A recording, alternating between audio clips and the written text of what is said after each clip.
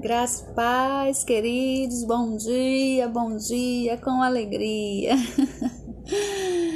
Então, hoje é quarta-feira, um dia abençoado para você, para sua família, para minha família, para mim, tá? Porque essa é a boa vontade de Deus, que nós sejamos bem-sucedidos hoje. Favor e graça, né, nos seguirá neste dia e todos os dias de nossas vidas, no nome de Jesus. Amém? Então, vamos para a nossa devocional, né? A devocional de hoje. Uma pessoa, né, que assiste, ela disse: Milene, eu não entendi direito. E aí a gente conversou, eu expliquei para ela. Então, eu vou repetir aqui, né, para quem não teve coragem de mandar uma mensagem, de pedir explicação, se alguém tiver alguma dúvida, né, eu vou explicar. Vamos lá para João 9. João 9, do 4 ao 7. João 9, que foi a devocional passada, tá? A devocional de número 56, que eu citei o versículo, né? E ela teve algumas duvidazinhas, mas aí eu tirei. Consegui tirar, tá bom? Então, a João 9, do 4 ao 7 diz assim. O 4 diz: convém que eu faça as obras daquele que me enviou. Enquanto é dia, a noite vem, quando ninguém pode trabalhar. Enquanto estou no mundo, sou a luz do mundo. Ou seja, Jesus estava dizendo, né, que enquanto ele estava aqui, né, ele estava fazendo a obra que Deus mandou, que Deus o enviou para fazer. E nos instruindo e nos ensinando, né, a trabalhar enquanto nós podemos, porque vai chegar o dia, né, que a igreja não vai estar mais aqui e que ninguém vai mais poder anunciar a palavra do Senhor, né, que ninguém vai mais poder fazer aquilo que nós podemos fazer livremente, que hoje em alguns lugares já não é mais permitido. Por quê? Por causa das leis, né, que os homens incrédulos, eles criam para impedir que o evangelho flua livremente. Era disso que ele estava falando, porque Jesus, né, Deus, ele é onipotente, onisciente e onipresente. Então, ele sabia do ontem e ele sabe do amanhã, né? Ele já sabia as armadilhas, né, os intentos diabólicos que Satanás iria tramar para que esse evangelho não flua livremente até o fim. Então, o 6, né? Isso é o 4 e o 5. O 6, tendo dito isso, cuspiu na terra e com a saliva fez lodo e untou com lodo o olho do cego, tá?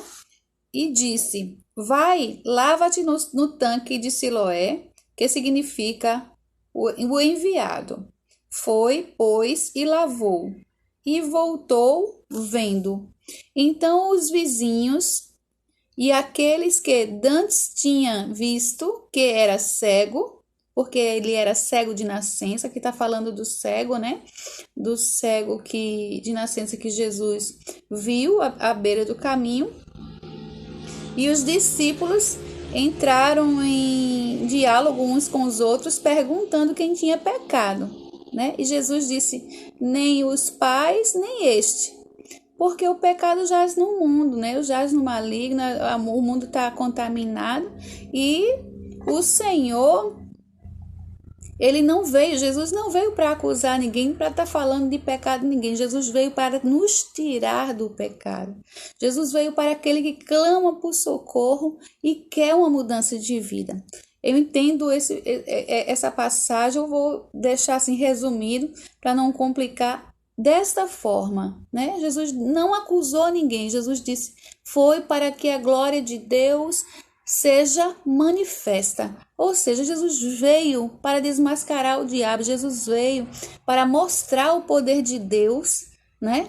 E foi direto ao assunto, para cortar aquele assunto, quem pecou, quem deixou de pecar, porque todos pecaram e destituídos estávamos da glória de Deus. Então, se Jesus fosse falar do pecado do mundo, ia falar de inúmeras pessoas, né? E se ele tivesse vindo para acusar, ele não ia fazer a obra de Deus, porque para acusar já tem o diabo. Então, assim, ele veio e disse: foi feito para a glória de Deus, que a glória de Deus e a obra de Deus seja manifesta. Ou seja, ele foi exatamente no ponto. Eu vim para desfazer essa obra. E fez um lodo, tocou nos olhos daquele cego e mandou que lavasse no tanque de Siloé. E logo levantou-se e voltou vendo. Então os vizinhos e aqueles que antes tinham visto que era cego diziam: não é esse aquele que estava assentado e mendigando? Uns diziam: este é este. E outros: parece-se com ele. Ele dizia: sou eu. O cego dizia: sou eu mesmo, que era cego de nascença e agora vejo. Então, Jesus nos mostrou aqui nessa passagem, né, que não veio acusar, provou, né, seus planos, os planos e os propósitos de Deus mais uma vez se cumprindo. Ele veio desfazer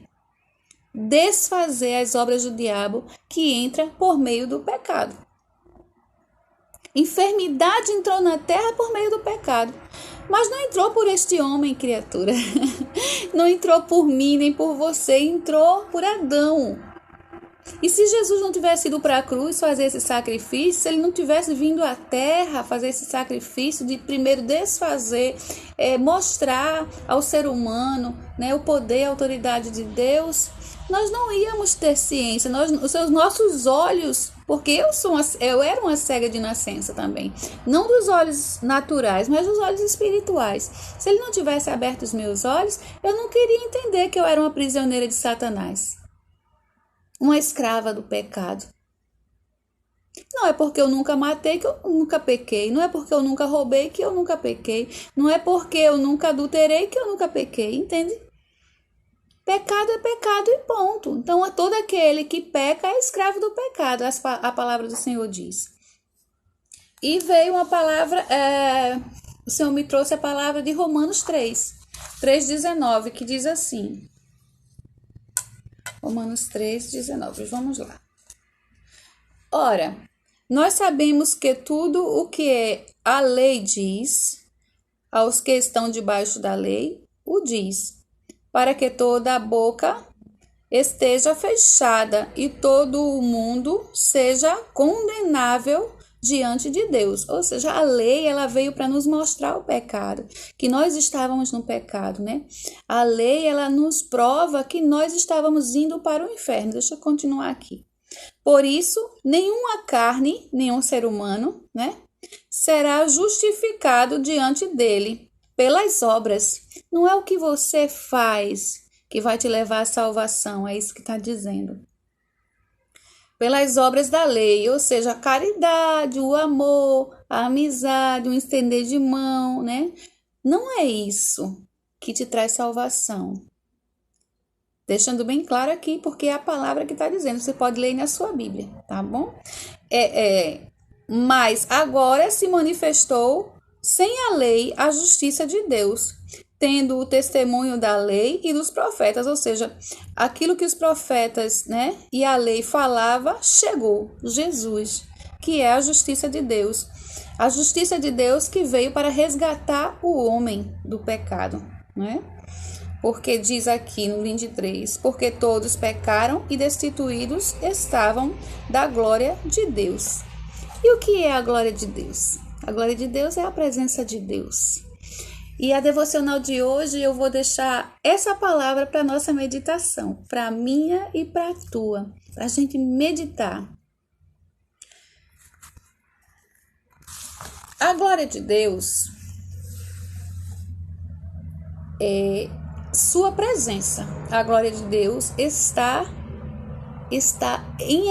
na presença de Deus. A glória é estar na presença de Deus. Não há nada mais glorioso para a humanidade do que a presença do seu Criador. E aí a pergunta é, né? Quando uma pessoa, né? Um rei é convidado para ir a um lugar, um rei é convidado a ir a um lugar. Ele, antes de chegar ao lugar, primeiro ele aceita, né? E depois ele manda a sua cavalaria e os seus servos e preparar aquele lugar que ele vai estar, porque ele é rei. Então, a cavalaria ela gera segurança e leva os presentes, porque o rei nunca vai a lugar algum sem antes levar presente àquele que o convida. E os seus servos preparam o lugar, né, para que o rei seja tratado da mesma forma que ele é tratado no seu castelo, no seu reinado. E diante da presença, né, desse rei, eu te pergunto, o que é melhor honra? É os presentes e a segurança que esse rei envia antes dele estar? Ou é quando o rei chega? Essa é a pergunta. O que é honra para você? É os cavaleiros chegando com os presentes e fazendo a segurança? E os servos preparando tudo para sua chegada? Ou é quando ele chega? O que é mais honroso? O que é mais importante? É a chegada dos servos ou a chegada do rei? É a presença dos presentes ou a presença do rei? O rei, ele está esperando o teu convite. O rei Jesus, para ir ao teu encontro. Mas antes dele ir ao teu encontro, ele vai enviar a sua cavalaria, né? Vai enviar o seu servo para preparar o lugar para estar contigo.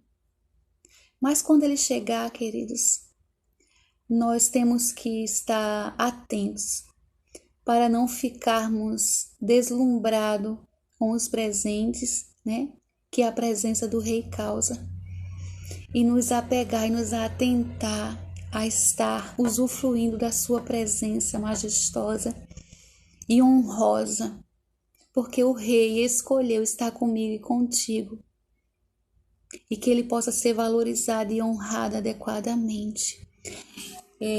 Essa é a palavra que veio ao meu coração e eu deixo para a nossa meditação hoje.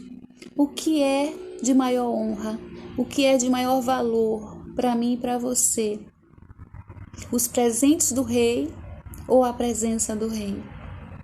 Deixa eu te dizer uma coisa. Se o rei for embora, os presentes são perecíveis.